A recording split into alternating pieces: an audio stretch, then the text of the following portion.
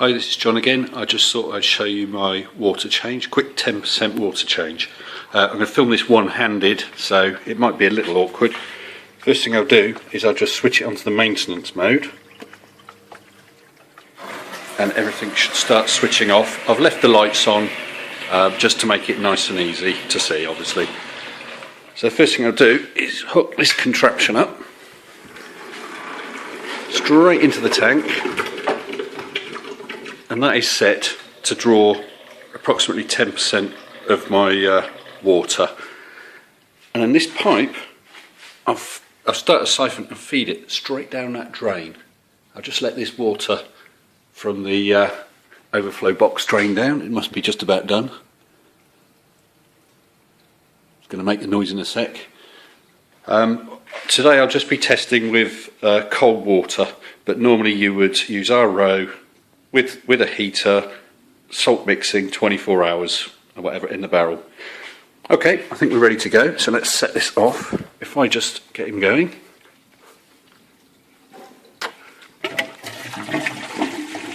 And there he goes. We're now losing roughly 10% of the water. So just let that run. If I come over here and prepare. So there we go. Oh, we've got some bits in there. So that's just tap water hosed in. So when this is drawn down the 10%, the siphon should break by itself, although it likes to keep slurping water for a while, so I'll manually break it at that point. And then obviously I can take this hose, connect it to this little pump, which will be the stir pump as well for the salt mix, pop them in the barrel and feed it straight back into the tank. I will take a note of the time this all takes and put little captions up so keep track of this. So that will be for a 10% water change, which I may do on the odd occasion. The rest of the time I'm using an almost constant water change. I'll just leave that running. So I've got my RO tank here, which is connected up to the RO unit, which is going to be moved. Someone pointed out, and they're quite right, it's above all the electrics, so I'm moving it into the other room. So that will keep that topped up on a regular basis, and with the ball valve at the back there, I can drain down an amount of water into a salt reservoir tank, and I've got a maintenance button which will stir the tank for 6 hours, and while it's stirring, nothing else can happen with it. So that's how we're set up. So we've got RO upstairs and salt downstairs.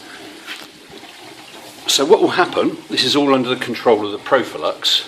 We've got my high and low levels, and when they call for water, it will check the salinity with a salinity probe and decide if it needs to top up with salt or RO water.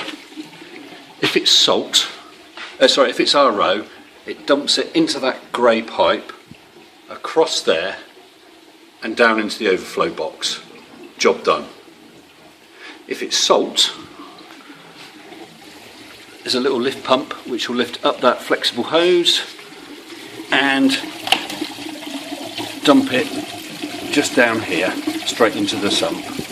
However, if it's currently mixing salt, and that 6-hour cycle, but it still needs water, it will actually top up with RO. That will only happen on the odd occasion, and when it does, it's not going to affect the salinity that much. And as we get more evaporation, or the next time it calls for water, because the salinity is slightly lower, it will just decide to take salt instead of RO.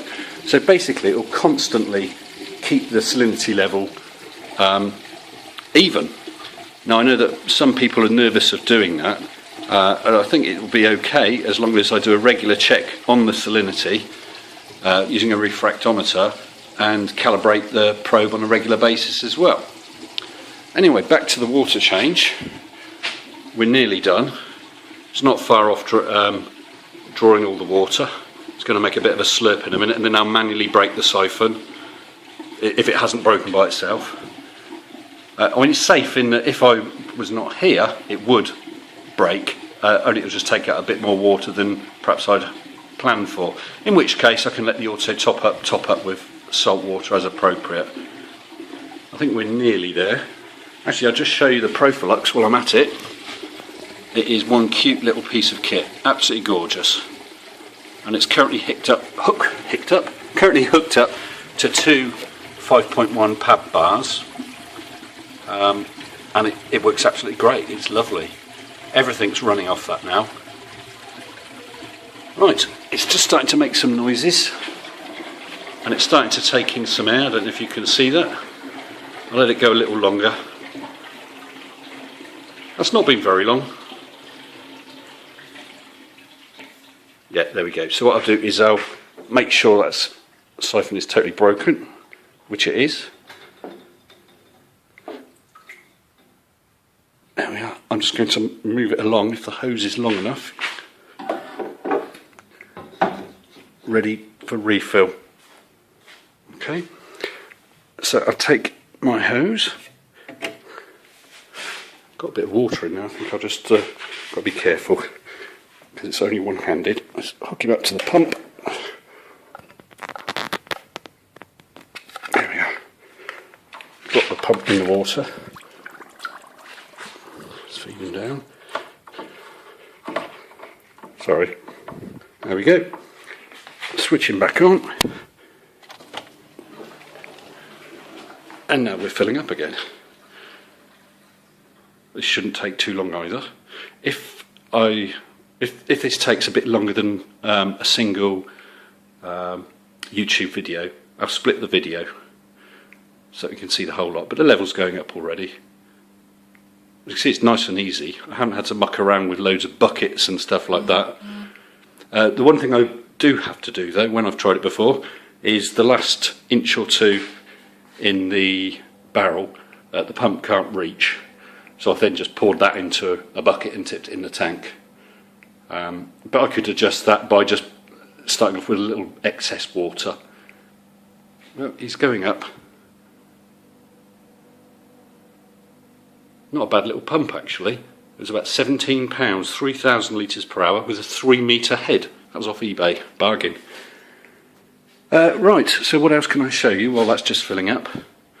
We got the probes at the back.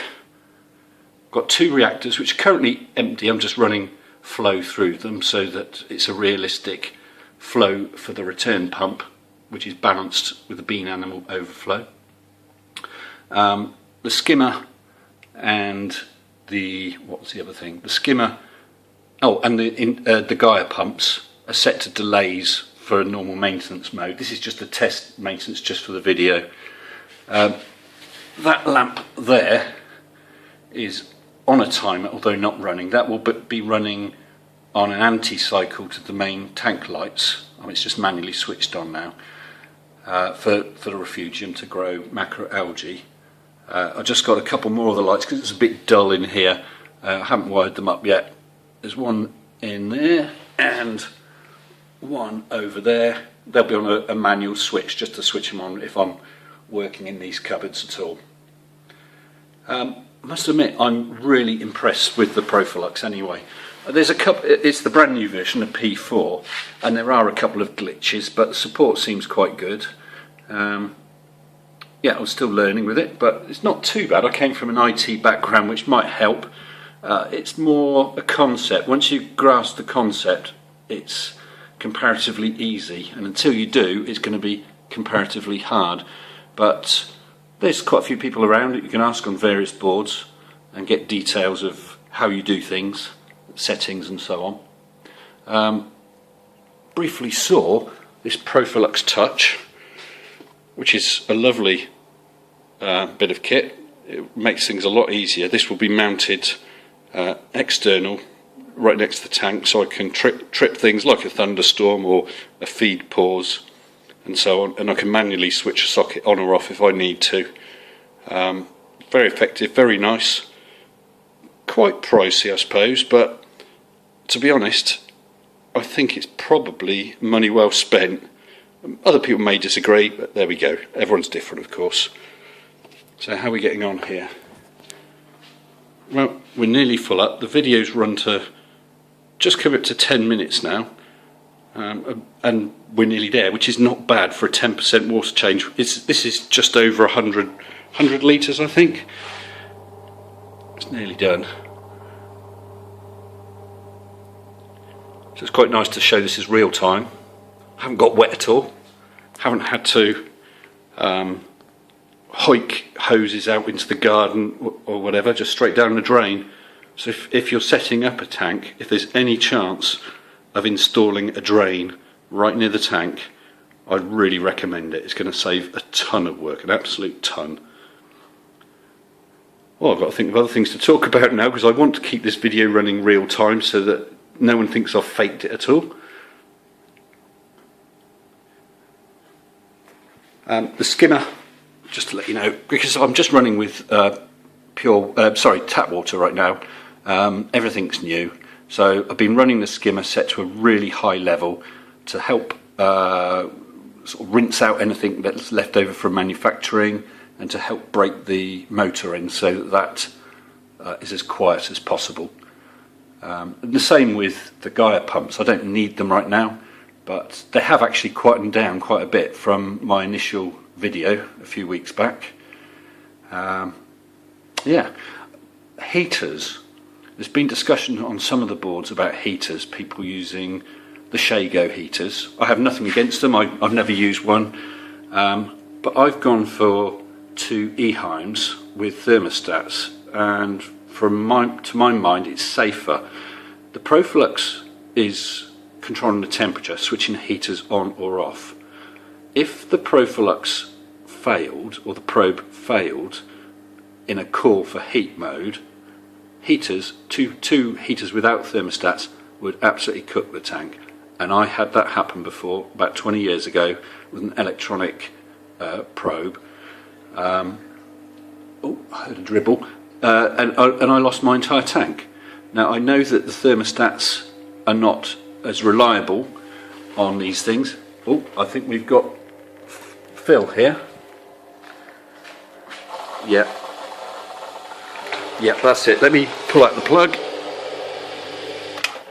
And I'll have to unhook this so it doesn't siphon back. There we go. Job done. And that's 12.5 minutes, I think. I'll check that. And I'll switch the maintenance off. Everything should start switching back on again. Give it a second. There'll be a pump first. There we are. Starting to feed the fuge. And it will bubble through the reactors. And it's starting to come up here through the return.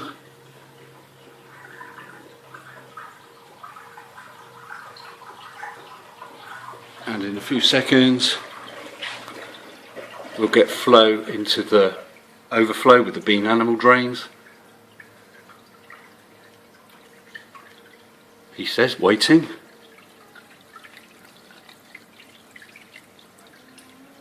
Still waiting. Oh, here we go. It gets faster and faster.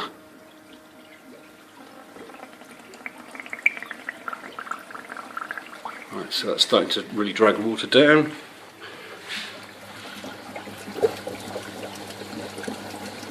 Coming out the returns. And the job's done. There we go. It's now reading 14, just come out in 14 minutes from start to end. 10% water change. Well, I hope that's of use to someone. Thank you very much.